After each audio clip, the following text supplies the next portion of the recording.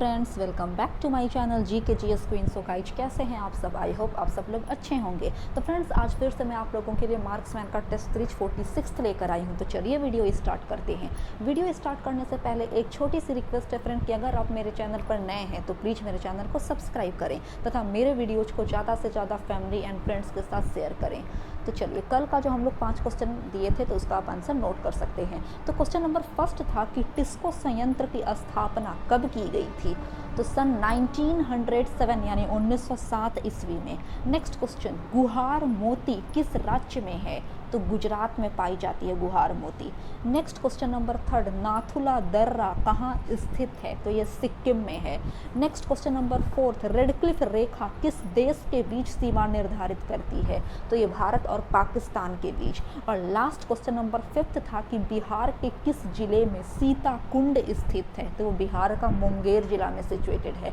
तो चलिए फ्रेंड, आज का टेस्ट सीरीज हम लोग स्टार्ट करते हैं। तो आज का क्वेश्चन आप नोट कर सकते हैं और कमेंट के जरिए मुझे इसका आंसर बतलाइएगा। तो क्वेश्चन नंबर फर्स्ट लिखिए, आर्य शब्द का अर्थ क्या होता है? ये सब हम लोग ऑलरेडी पहले डिस्कस कर चुके हैं, पढ़ चुके हैं। नेक्स्ट क्वेश्चन, कालिदास किस शासक के दरबार के 9 रत्नों में से एक थे? नेक्स्ट क्वेश्चन नंबर थर्ड, तुम मुझे खून दो मैं तुम्हें आज़ादी दूंगा, यह कथन किसका है? नेक्स्ट फोर्थ नंबर, नर्मदा नदी का उद्गम स्थल कहाँ है?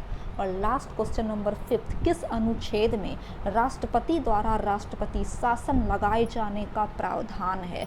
तो चलिए, आज का टेस्ट सीरीज स्टार्ट करते हैं। आप वीडियो को पॉज करते हुए आंसर दीजिएगा। तो क्वेश्चन नंबर फर्स्ट है कि भारतीय संविधान के अंतर्गत कितने प्रकार के आपातकाल की सोच है? तो ऑप्शन बी इज करेक्ट, यानी कुल 3 प्रकार के आपातकाल की सोच है। कौन कौन से? तो राष्ट्रीय आपात, राष्ट्रपति शासन तथा वित्तीय आपात। नेक्स्ट क्वेश्चन नंबर सेकंड, राष्ट्रीय आपातकाल में लोकसभा की अवधि, option number D is correct, आपातकाल की समाप्ति तक बढ़ाई जा सकती है, लेकिन एक समय में केवल 1 वर्ष के लिए ही बढ़ाई जा सकती है। नेक्स्ट क्वेश्चन, राष्ट्रपति शासन अधिकतम लगाया जा सकता है, ऑप्शन डी मैक्सिमम 3 वर्ष के लिए। नेक्स्ट फोर्थ नंबर, भारतीय संविधान के आर्टिकल 356 के अकॉर्डिंग राष्ट्रपति शासन सर्वप्रथम कहाँ लागू किया गया था? तो देखिए, ये एक पंजाब का क्षेत्र था पेप्सू, वहाँ लागू किया गया था। ऑप्शन सी यहाँ पर करेक्ट होगा। नेक्स्ट क्वेश्चन, आपातकाल में किसी राज्य विधानसभा की अवधि बढ़ाई जा सकती है, ऑप्शन नंबर बी पार्लियामेंट के द्वारा। अब यहाँ से वित्त आयोग से क्वेश्चन पूछे गए हैं। तो क्वेश्चन नंबर 6 है कि सामान्य रूप में भारत में प्रति 5 वर्ष बाद वित्त आयोग की नियुक्ति की जाती है, केंद्रीय अनुदान और संघ के राजस्व में राज्यों का अंश फिक्स करने के लिए, निर्धारित करने के लिए। नेक्स्ट क्वेश्चन नंबर 7, निम्न में से किस एक की सिफारिश के आधार पर संघ और राज्यों के बीच वित्तीय वितरण है? ऑप्शन वित्तीय वितरण होता है, तो ऑप्शन नंबर ए वित्त आयोग की सिफारिश पर। नेक्स्ट क्वेश्चन नंबर 8 है कि भारत में केंद्र राज्य वित्तीय संबंध किसकी संस्तुति में से निर्धारित होते हैं? तो वित्त आयोग की संस्तुति से। नेक्स्ट क्वेश्चन, निम्नलिखित में से कौन सा प्राधिकरण केंद्र की समेकित निधि से यानी संचित निधि से राज्यों को राजस्व की सहायता हेतु अनुदान देने वाले सिद्धांतों की अनुशंसा करता है? ऑप्शन ए यानी वित्त आयोग। तो चलिए बढ़ रहे हैं क्वेश्चन नंबर 10 की तरफ कि निम्नलिखित में से कौन केंद्र और राज्यों में राजस्व बंटवारे के लिए मापदंडों की अनुशंसा करता है? तो वित्त आयोग। वित्त आयोग के जरिए ही ना केंद्र और राज्यों का मतलब जो भी धन होता है वो आपस में बांटा जाता है, बंटवारा किया जाता है। नेक्स्ट 11th नंबर है कि वित्त आयोग का प्रमुख कार्य क्या है? तो ऑप्शन ए यानी केंद्रीय करों में राज्यों के भाग तथा केंद्र द्वारा राज्यों के लिए दी जाने वाली वित्तीय सहायता के सिद्धांत निर्धारित करना। नेक्स्ट क्वेश्चन नंबर 12, वित्त आयोग राष्ट्रपति को संस्तुति भेजने में मुख्य रूप से संबंधित है, ऑप्शन डी ए तथा बी दोनों से। यानी आप यहाँ पर देख सकते हैं कि ए तथा बी दोनों सही है। यानी वित्त आयोग का काम क्या है कि राज्यों को दिए जाने वाले अनुदान के सिद्धांत से और केंद्र और राज्यों के बीच जो करों का बंटवारा होता है, डिस्ट्रीब्यूशन ऑफ जो टैक्स होता है, उससे संबंधित भी प्रावधान जो होते हैं वो वित्त आयोग ही संचालित करता है। तो चलिए 13th की तरफ बढ़ रहे हैं कि निम्नलिखित में से कौन सा एक भारत में वित्त आयोग का कार्य नहीं है? तो ऑप्शन नंबर डी यानी व्यापार कर का विभाजन, जो बिजनेस पर टैक्स लगा जाता है ना, तो उसका डिस्ट्रीब्यूशन वित्त आयोग के द्वारा नहीं किया जाता है। उसके अलावा आयकर विभाजन, उत्पाद शुल्क का विभाजन तथा सहायतार्थ अनुदान निर्धारण, ये सब वित्त आयोग का कार्य है। 14th है कि भारत में संघीय वित्त आयोग संबंध रखता है, ऑप्शन बी, राज्यों एवं केंद्रों के बीच वित्त से। नेक्स्ट क्वेश्चन, केंद्र एवं राज्य के बीच वित्तीय विवादों के निपटारे हेतु मुख्य एजेंसी है, ऑप्शन नंबर डी, वित्त आयोग। नेक्स्ट क्वेश्चन नंबर 16, केंद्र व राज्यों के मध्य वित्त का बंटवारा किसकी सिफारिश पर होता है? तो ये वित्त आयोग की सिफारिश पर होता है। तो चलिए 17th की तरफ बढ़ रहे हैं कि 15वें वित्त आयोग के अध्यक्ष कौन हैं? तो प्रेजेंट सिचुएशन में अगर 15वें वित्त आयोग की बात करेंगे तो वो NK सिंह है, ठीक है ना। संविधान लागू होने के पश्चात अब तक कुल कितने वित्तीय आयोग बन चुके हैं? तो कुल 15, और 15वें के अध्यक्ष का ही नाम है NK सिंह। नेक्स्ट 14वें वित्त आयोग के अध्यक्ष कौन थे? तो इससे पहले YV रेड्डी जी वित्त आयोग के प्रमुख अध्यक्ष थे। तो चलिए 20 की तरफ बढ़ रहे हैं। अगर वीडियो पसंद आ रहा है तो एक लाइक तो बनता है। 20 है कि निम्नलिखित में से कौन वित्त आयोग द्वारा की गई प्रत्येक सिफारिश को पार्लियामेंट के प्रत्येक सदन के समक्ष रखवाएगा? ऑप्शन नंबर ए, भारत का राष्ट्रपति। नेक्स्ट, वित्त आयोग का गठन किया जाता है, ऑप्शन नंबर बी करेक्ट, कुल 5 वर्ष के लिए। नेक्स्ट क्वेश्चन है कि वित्त आयोग का एक चेयरमैन होता है और उसके कुल अन्य 4 सदस्य होते हैं, यानी पूरा मिलाकर 5 सदस्य होते हैं वित्त आयोग में। यहाँ से योजना और नीति आयोग से क्वेश्चन एराइज किए गए हैं कि योजना आयोग की स्थापना कब की गई थी? तो 15 मार्च 1950 ईस्वी को योजना आयोग गठित किया गया था। नेक्स्ट क्वेश्चन नंबर 24, योजना आयोग की स्थापना की गई, ऑप्शन नंबर सी, यानी संघीय मंत्रिपरिषद द्वारा एक विशेष प्रस्ताव पारित करके। नेक्स्ट 25, निम्न में से कौन संविधानेतर संस्था है? तो योजना आयोग। संविधानेतर जो वर्ड है ना, इसका मतलब होता है कि जिसका वर्णन हमारे कॉन्स्टिट्यूशन यानी संविधान में वर्णित नहीं है, तो उसी को ही संविधानेतर संस्था कहते हैं। इसका वर्णन जो है योजना आयोग, हमारे संविधान में कहीं पर लिखा हुआ नहीं है कि भारत में एक योजना आयोग का गठित किया जाएगा इस पर्पस के लिए। ये संविधान से हटकर एक मतलब कि आयोग का गठित किया गया है। जबकि संघ लोक सेवा आयोग, वित्त आयोग तथा चुनाव यानी निर्वाचन आयोग, ये तीनों का वर्णन संविधान में किया गया है। नेक्स्ट 26 है कि निम्नलिखित में से कौन सा एक संवैधानिक निकाय नहीं है? तो ऑप्शन नंबर सी, योजना आयोग। नेक्स्ट क्वेश्चन, निम्नलिखित में से कौन सा एक संविधान का अंग नहीं है? तो ऑप्शन नंबर डी, यानी योजना आयोग। नेक्स्ट, भारत के योजना आयोग का प्रथम अध्यक्ष कौन था? तो option number B, Pandit Jawaharlal Nehru. Next चलिए बढ़ रहे हैं क्वेश्चन नंबर 29 की तरफ कि योजना आयोग का अध्यक्ष कौन होता है? तो प्रधानमंत्री यानी PM जो होता है ना, वो योजना आयोग का अध्यक्ष होता है। और नीति आयोग का अध्यक्ष कौन होता है? तो वो भी प्रधानमंत्री ही भारत का होता है जो नीति आयोग की अध्यक्षता करता है। नेक्स्ट 31 है कि योजना आयोग के उपाध्यक्ष को भारत सरकार के सरकारी वरीयता क्रम में महत्व का दर्जा दिया गया है, ऑप्शन नंबर ए, भारत सरकार के कैबिनेट मंत्री के जैसा। नेक्स्ट क्वेश्चन नंबर 32 है कि राष्ट्रीय विकास परिषद का मुख्य संबंध है पंचवर्षीय योजनाओं के अनुमोदन से। तो चलिए 33 है कि राष्ट्रीय विकास परिषद के सचिव के रूप में भूमिका कौन निभाता है? तो option number C is correct, यानी योजना आयोग का सचिव। नेक्स्ट 34, निम्नलिखित में से कौन योजना आयोग तथा राज्य सरकारों के बीच समन्वयकर्ता का कार्य करता है? ऑप्शन नंबर सी, यानी राष्ट्रीय विकास परिषद। 35 है कि राष्ट्रीय विकास परिषद की अध्यक्षता कौन करता है? तो भारत के प्रधानमंत्री। योजना आयोग, वित्त आयोग या राष्ट्रीय विकास परिषद, ये तीनों की अध्यक्षता भारत के प्रधानमंत्री के जरिए ही की जाती है। आगे बढ़ रहे हैं, यहाँ पर से लोकपाल और महत्वपूर्ण आयोग से क्वेश्चन एराइज किए गए हैं। तो चलिए 36 है कि भारत में लोकपाल एवं लोकायुक्त की स्थापना का सुझाव दिया था प्रशासनिक सुधार आयोग ने, यानी ऑप्शन नंबर बी यहाँ पर करेक्ट होगा। नेक्स्ट, भारत में पहला लोकपाल विधेयक कब रखा गया था पार्लियामेंट के सामने? कब रखा गया था संसद में? तो वह रखा गया था 1968 में। नेक्स्ट क्वेश्चन, उत्तर प्रदेश का लोक आयुक्त अपना प्रतिवेदन प्रस्तुत करता है राज्यपाल को। तो चलिए 39 की तरफ बढ़ रहे हैं कि 2011 में लोकायुक्त विधेयक पारित करने वाला प्रथम भारतीय राज्य है उत्तराखंड। नेक्स्ट, उस समिति का नाम क्या है जिसने राजनीतिज्ञों व अपराधियों के गठबंधन की जांच की व उसकी रिपोर्ट भी दी? तो उस समिति का नाम है ऑप्शन नंबर बी यानी वोहरा समिति। नेक्स्ट, भारतीय प्रशासनिक सेवा और भारतीय पुलिस सेवा को समाप्त करने की सिफारिश किसने की थी? तो राजमन्नार आयोग ने। राजमन्नार आयोग कब गठित किया गया था? तो सन 1970 ईस्वी में। नेक्स्ट है कि राष्ट्रीय मानवाधिकार आयोग अधिनियम 1993 के अकॉर्डिंग निम्नलिखित में से कौन एक इस आयोग का अध्यक्ष बन सकता है? तो ऑप्शन नंबर सी यानी केवल भारत का कोई रिटायर्ड मुख्य न्यायाधीश यानी चीफ जस्टिस जो रिटायर्ड हो चुके हैं वही बन सकते हैं। तो चलिए आगे बढ़ रहे हैं 43 की तरफ कि निम्न में से कौन सी एक संवैधानिक संस्था नहीं है? तो मानवाधिकार आयोग ये एक संवैधानिक संस्था नहीं है। योजना आयोग, मानवाधिकार आयोग ये सब जो है ना वो एक संविधान का पार्ट नहीं था, इसको अलग से गठित किया गया है।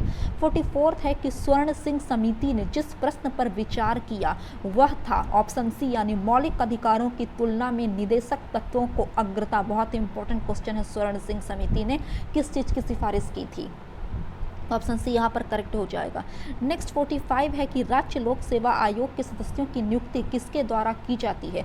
तो इस पार्टिकुलर स्टेट के राज्यपाल गवर्नर के द्वारा। आपके नॉलेज के लिए बता दूं कि जो लोक सेवा आयोग है ना उसको दो भागों में कैटेगराइज्ड किया गया है, संघ लोक सेवा आयोग तथा राज्य लोक सेवा आयोग। नेक्स्ट क्वेश्चन नंबर 46 है कि संविधान के किस आर्टिकल के अकॉर्डिंग लोक सेवा आयोग के सदस्य को हटाया जा सकता है? तो ऑप्शन नंबर सी आर्टिकल 317 के तहत। नेक्स्ट 47 है कि यूनियन पब्लिक सर्विस कमीशन की प्रथम महिला अध्यक्ष का नाम क्या था?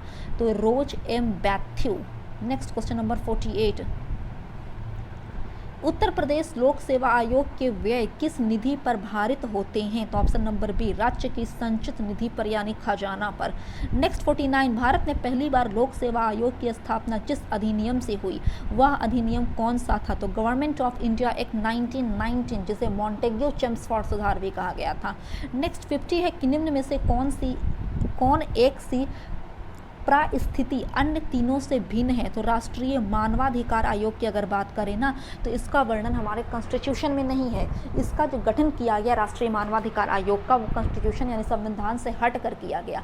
वहीं ये तीनों जो है पिछड़ी जाति आयोग, वित्त आयोग तथा निर्वाचन आयोग, इसका वर्णन भारत संविधान में किया गया है, भारतीय संविधान में।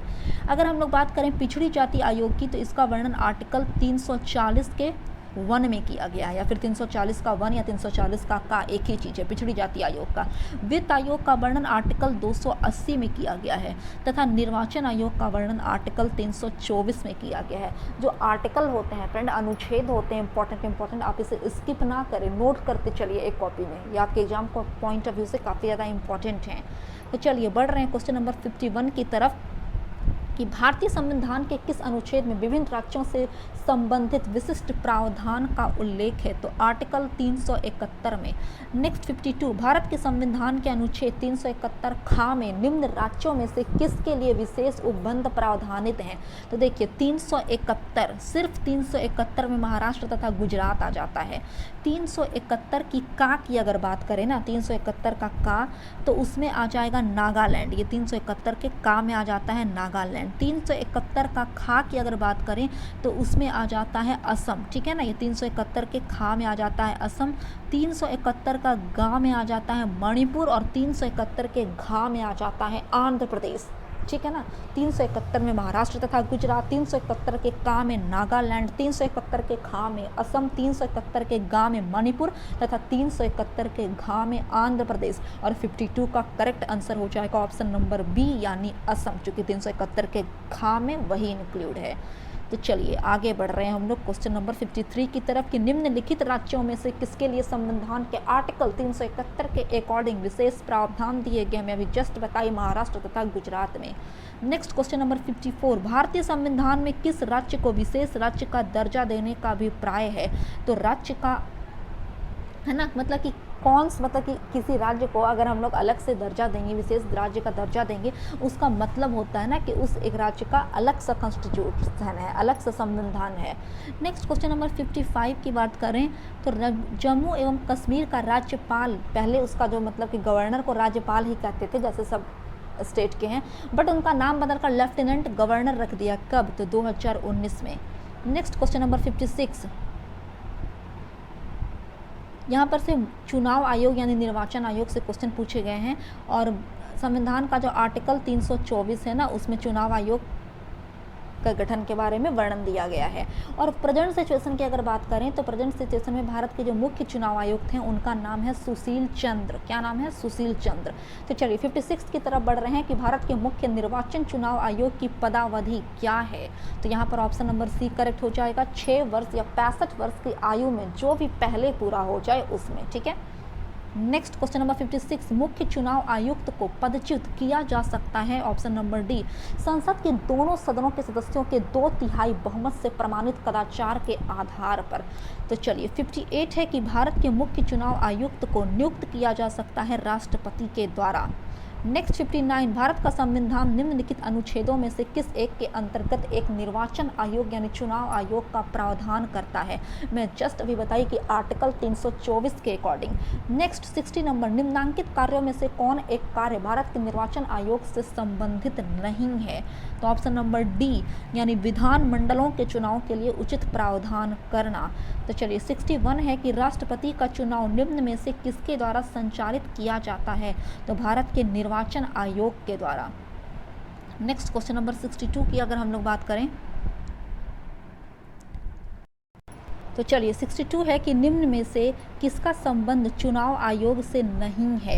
तो option number A is correct यानी चुनाव की अधिसूचना जारी करना, ये है जो कार्य है ना वो चुनाव आयोग में नहीं आता है। जबकि चुनाव चिन्हों का बंटवारा करना, चुनाव की वैधता का निपटारा करना तथा चुनाव शांतिपूर्ण ढंग से संपन्न करवाने, ये तीनों का काम जो है वो चुनाव आयोग का है। नेक्स्ट 63 है कि सांसदों की अयोग्यता संबंधी विवाद पर कौन निर्णय ले सकता है। तो ये कौन सा किसके पास ये मतलब कि इसका जो मतलब कि प्रावधान है कि कौन निर्णय ले सकता है। तो निर्वाचन आयोग के परामर्श से राष्ट्रपति। तो चलिए बढ़ रहे हैं क्वेश्चन नंबर 64 की तरफ। यदि किसी राज्य विधानसभा के निर्वाचन में निर्वाचित घोषित होने वाले प्रत्याशी अपनी निक्षिप्त राशि यानी जमानत राशि खो देता है, उसका मतलब क्या है। तो उसका मतलब होता है ना कि निर्वाचन लड़ने वाले प्रत्याशियों की जो संख्या है वो काफ़ी ज़्यादा थी। नेक्स्ट क्वेश्चन नंबर 65, न्यायालय द्वारा अपराधी घोषित किए गए व्यक्ति को चुनाव लड़ने के लिए अयोग्य करार देने का निर्णय किया गया है। ऑप्शन नंबर डी पार्लियामेंट के द्वारा। नेक्स्ट 66 है कि भारत में मताधिकार और निर्वाचित होने का अधिकार है। ऑप्शन नंबर सी विधिक अधिकार यानी एक अधिनियम के अंतर्गत। 67 नव युवकों द्वारा 18 वर्ष की आयु पर मताधिकार की पहली बार प्रयोग किया गया आम चुनाव में, और वे चुनाव कब कंडक्ट करवाए गए थे, इलेक्ट करवाए गए थे। तो ऑप्शन नंबर सी 1989 में।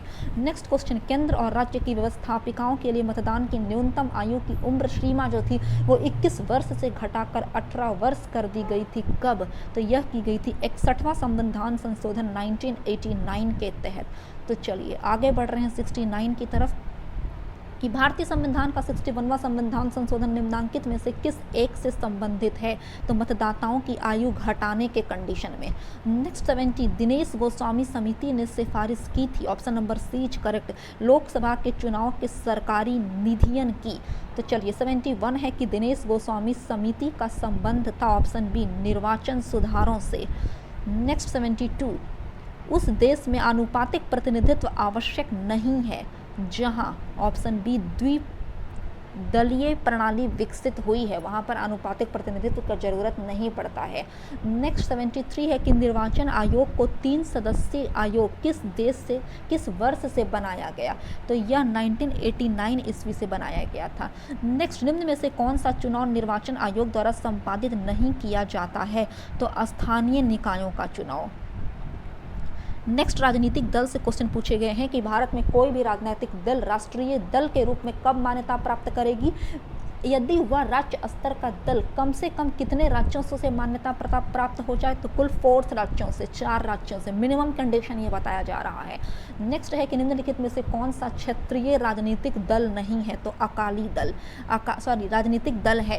अकाली दल की अगर बात करें, ये पंजाब का एक महत्वपूर्ण क्षेत्रीय राजनीतिक दल है जो सिखों को प्रोत्साहन से रिलेटेड है। नेक्स्ट 77, निम्नलिखित में से कौन एक दल राष्ट्रीय राजनीतिक दल नहीं है। तो option number C Telugu Desam. Next question, independent labour party का संस्थापक कौन था। तो भीमराव अंबेडकर। नेक्स्ट 79, भारत के विभिन्न राजनीतिक दलों को राष्ट्रीय या क्षेत्रीय दल का दर्जा देने का अधिकार किसके पास है। तो चुनाव आयोग के पास है। नेक्स्ट 80 आंतरिक दलीय लोकतंत्र का उपयोग होता है ऑप्शन नंबर सी दल का आंतरिक चुनाव जो दल के पदाधिकारों के चयन हेतु समय समय पर हो। नेक्स्ट 81 की तरफ हम लोग बढ़ रहे हैं कि दल बदल निरोधक अधिनियम जिस तिथि को पारित हुआ वह कौन सी थी, बहुत इंपॉर्टेंट क्वेश्चन। तो वह तिथि थी 30 मार्च 1985। नेक्स्ट 82 निम्नलिखित में से कौन एक दल बदल कानून निरोध में आच्छादित नहीं है, तो ऑप्शन नंबर बी किसी दल में विभिन्न चरणों में बड़े पैमानों पर दल बदल। नेक्स्ट 83 की तरफ हम लोग बढ़ रहे हैं फ्रेंड। तो चलिए 83 है कि राजनीतिक दलों को संवैधानिक दलों की मान्यता प्रथम बार कब मिली, तो यह मिली वर्ष 1985 में। नेक्स्ट क्वेश्चन नंबर 84 दल परिवर्तन विरोधी विधि को किस राज्य में 1979 ईस्वी में ही अधिनियमित कर दिया गया था, तो उस राज्य का नाम बताना है। तो उस राज्य का नाम था जम्मू और कश्मीर। तो चलिए बढ़ रहे हैं क्वेश्चन नंबर 85 की तरफ कि लोकसभा के अध्यक्ष द्वारा आधिकारिक तौर पर एक राजनीतिक दल अथवा राजनीतिक दलों के गठबंधन को विपक्ष की मान्यता देने हेतु कम से कम कितने सदस्यों की जरूरत है, तो मिनिमम 55 सदस्य। नेक्स्ट 86 कामराज योजना का उद्देश्य था भारतीय राष्ट्रीय कांग्रेस को जीवंत बनाना। यहाँ से संविधान संशोधन से क्वेश्चन पूछा गया है और it is the most important topic from the exam point of view. और मतलब कि जो भारतीय संविधान का जो मतलब कि संविधान संशोधन लिए गए हैं ना भारतीय संविधान में, वो दक्षिण अफ्रीका के संविधान से लिया गया है। और संविधान संशोधन का वर्णन है आर्टिकल 368 में। किस में है वर्णन? 368 में वर्णित है। तो चलिए हम लोग क्वेश्चन नंबर 87 की तरफ बढ़ रहे हैं कि निम्न विधेयकों में से किस एक का भारतीय संसद के दोनों सदनों द्वारा अलग अलग विशेष बहुमत से पारित होना आवश्यक है, तो संविधान संशोधन विधेयक। नेक्स्ट क्वेश्चन नंबर 88 भारतीय संविधान के किस अनुच्छेद के प्रावधानों के अंतर्गत संशोधन किया जा सकता है, अभी मैं जस्ट बताई कि आर्टिकल 368 के अकॉर्डिंग। नेक्स्ट भारतीय संविधान में संशोधन के लिए विधेयक लाया जा सकता है या तो लोकसभा में या तो राज्यसभा में। नेक्स्ट क्वेश्चन नंबर 90 भारतीय संविधान के लिए प्रथम संशोधन विधेयक यानी अमेंडमेंट एक्ट कब लाया गया था, तो 1951 ईस्वी में लाया गया था। ठीक है ना। नेक्स्ट 91 है कि उस स्थिति में जबकि लोकसभा द्वारा पारित किसी संविधान संशोधन विधेयक को उच्च सदन ने अस्वीकार कर दिया हो तब विधेयक अंतिम रूप से समाप्त हो जाता है। नेक्स्ट क्वेश्चन संविधान का प्रथम संविधान संशोधन जो वर्ष 1951 में हुआ था वो किस चीज़ से रिलेटेड था, तो ऑप्शन नंबर सी यानी कुछ राज्यों के लिए किए गए कृषि व कृषि भूमि संबंधी सुधारों के संरक्षण से। तो देख लीजिए आपके नॉलेज के लिए कि भारतीय संविधान में जो पहला संवैधानिक संशोधन हुआ था वो 1951 ईस्वी में हुआ था। उसमें ऑप्शन नंबर सी उसके अकॉर्डिंग सही हो जाएगा। और इसके अलावा 1951 में जो हुआ ना उसमें 9वीं अनुसूची को ऐड किया गया था। उससे पहले ना भारतीय संविधान में कुल 8 अनुसूची ही थे, बट 1951 के जरिए 9वीं अनुसूची को 9th अनुसूची को ऐड किया गया जिसमें भूमि सुधार कानूनों को चुनौती नहीं दिया जा सकता था 9वीं अनुसूची ऐड करने के तहत। तो चलिए 92 के बाद 93 की तरफ बढ़ रहे हैं कि भारतीय संविधान में 9वीं अनुसूची ऐड की गई थी। अभी मैं जस्ट बताई कि प्रथम संविधान संशोधन 1951 के तहत। नेक्स्ट 94 संविधान का 93वां संशोधन विधेयक संबंधित है। आप यहाँ पर पार्टिकुलर वर्ड विधेयक यानी बिल देख सकते हैं।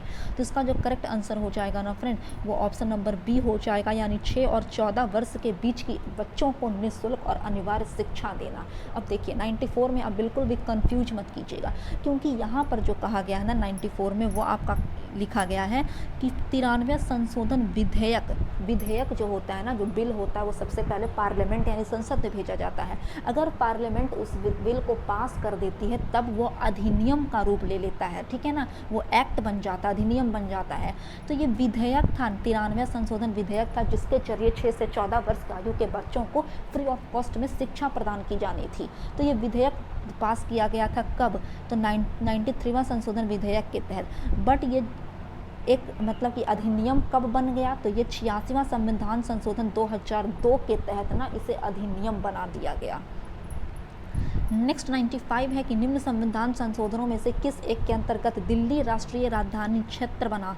तो ऑप्शन नंबर बी 69वां संविधान संशोधन। नेक्स्ट, विधानसभा में किसी दल के निर्वाचित सदस्यों के दल बदल पर निम्नलिखित में से किसने प्रतिबंध लगाया है? तो संविधान का 52वां संविधान संशोधन।